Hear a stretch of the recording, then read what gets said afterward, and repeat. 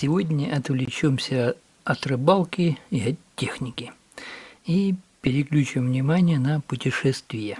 Точнее, на путешествие, которое уже состоялось и было частично освещено. Но ввиду того, что начались драконовские меры по используемой музыке на YouTube, сегодня решил провести некий ремейк этого приключения с некоторыми внесенными коррективами.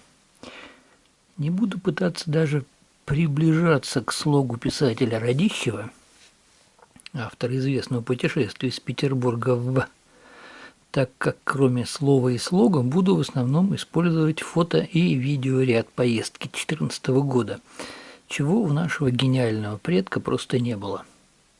Италия, о которой мы долго говорили и мечтали в семье, казалась совсем близкой, но ряд событий лета того года чуть не оставили нас без мечты и без денег.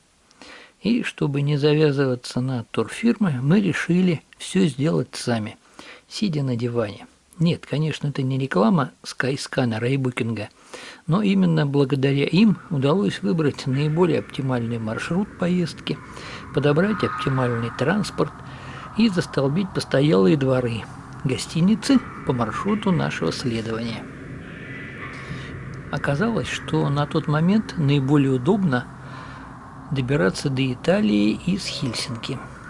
Поэтому решили и столицу соседей навестить, проведя там пару дней перед отлетом на Апеннины. Да и финскую визу обкатать логично именно оттуда и уже финейром лететь в Рим.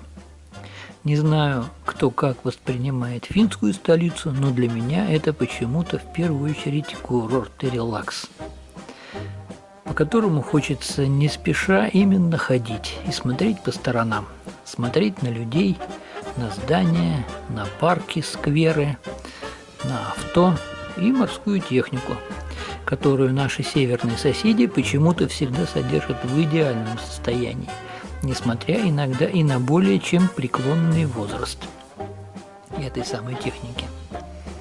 Короче, вояж, отпуск начался с финской расслабухи и наблюдения за Хельсинской мариной.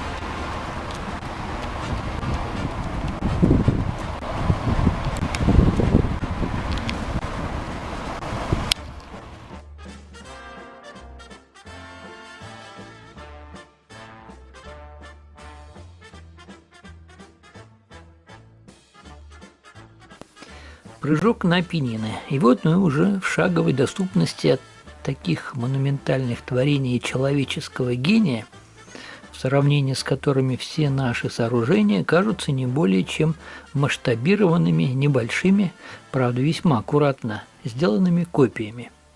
Это ощущение, появившееся буквально с первых минут пребывания на итальянской земле, не покидало меня весь месяц, пока длился наш визит.